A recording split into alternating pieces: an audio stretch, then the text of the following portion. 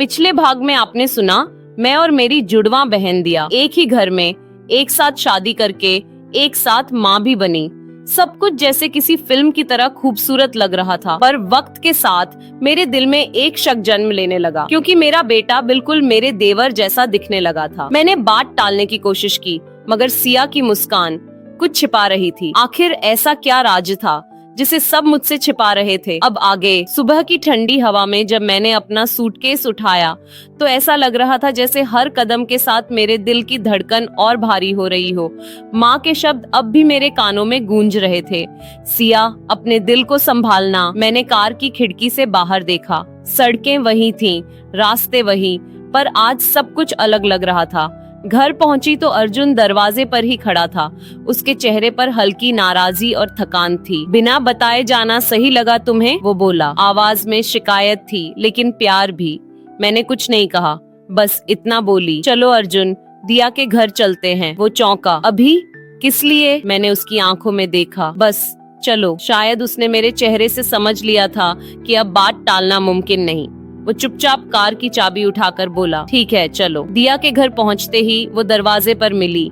चेहरे पर वही मीठी मुस्कान थी, पर आज उसमें कुछ बेचैनी भी थी। अरे सिया, तू आ गई। कैसी है माँ? मैंने बिना मुस्कुराए कहा।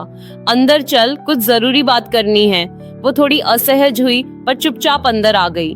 विवेक भी लिविंग रूम में बैठा था। अब चारों आमने सामने थे, अर्जुन, विवेक, दिया और मैं। कमरे में सन्नाटा था, सिर्फ घड़ी की टिक टिक सुनाई दे रही थी। मैंने धीमी आवाज में कहा, दिया, मुझे सच बताओ। वो चौंकी। कौन सा सच? मैंने गहरी सांस ली और कहा, मेरे बच्चे के बारे में। कमरा एकदम शांत हो गया। विवेक का चेहरा उतर गया। अर्जुन ने नजरें झुका ली। दिया के होंठ कांपने लगे। मैंने कहा, अब और मत छिपाओ। माँ ने कहा था सब जानने का समय आ गया है। तो बताओ दिया, मेरे बच्चे के साथ क्या हुआ था उस रात? दिया की आंखों में आंसू आ गए। वो कुछ पल तक कुछ नहीं बोली, फिर धीरे से सोफे पर बैठ गई और बोली, सिया, मैं नहीं चाहती थी कि तुझे कभी ये बात पता चले, पर अब शायद वक्त आ गया है। उसकी आवाज कांप रही थी, पर हर शब्द दिल में उतर रहा था। उस रात जब तेरी डिलीवरी चल रही थी, डॉक्टरों ने सबको बाहर रोक दिया था।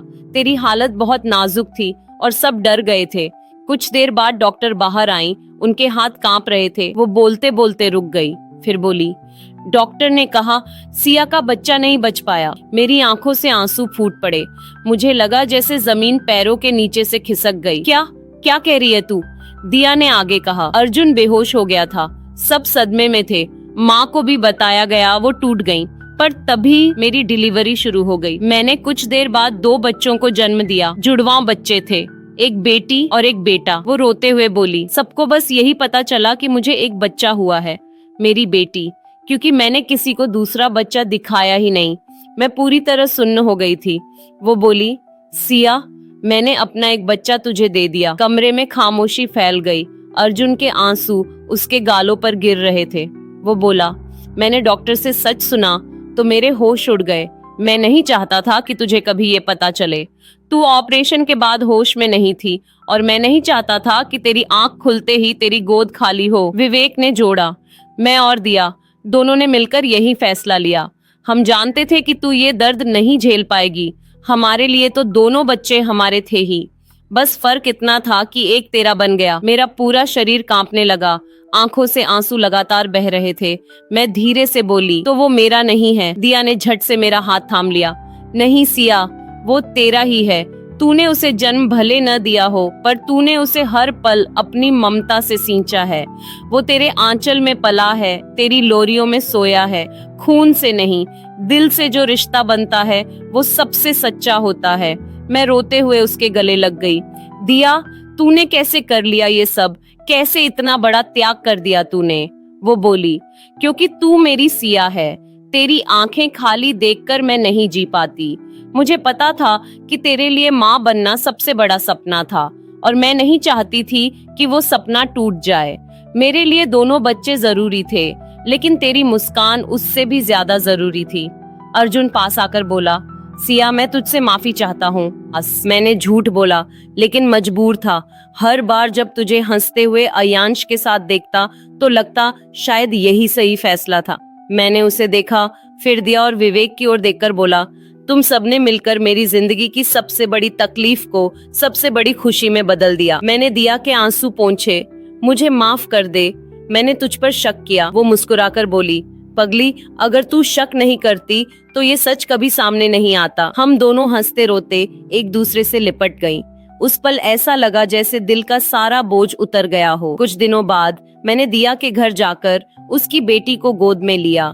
वो मेरी भांजी थी, पर मेरे दिल में उसी बेटे जैसी जगह रखती थी। अब हम दोनों के बच्चे भी वैसे ही बड़े हो रहे हैं जैसे हम कभी हुए थे। साथ खेलते हैं, साथ खाते हैं, और सबसे खूबसूरत बात, उनमें वही प्यार है जो हम दोनों में था। एक शाम छत पर बैठकर दिया ने कहा, तू जानती है सिया, जब मैं तेरे बच्चे को तेरी गोद में सौंप रही थी, मुझे लगा जैसे भगवान ने मेरी दो जिंदगियां बांट दी, आधी तेरे हिस्से में, आधी मेरे। मैंने उसकी आंखों में देखा और दोनों जिंदगियां खुश हैं। हम दोनों मुस्कुरा पड़ी। अब न कोई राज था, न कोई डर, बस एक सुकून कि हमने अपने रिश्ते को खून से नहीं, ममता से जोड़ा। कभी कभी जिंदगी में रिश्ते खून से नहीं, त्याग से बनते हैं। दिया और सिया की कहानी हमें यही सिखाती है कि सच्चा रिश्ता वो नहीं जो जन्म से मिले, बल्कि वो है जो दिल से निभाया जाए। तो दोस्तों, ये थी आज की कहानी। अगर आपको ये सफर अच्छा लगा हो तो कहानी की बागिया को जरूर सब्सक्राइब करें। अगली मुलाकात नई कहानी के साथ होगी। तब तक के लिए नमस्कार, क्योंकि कहानियों का सफर कभी खत्म नहीं होता और यही है कहानी की बगिया की पहचान।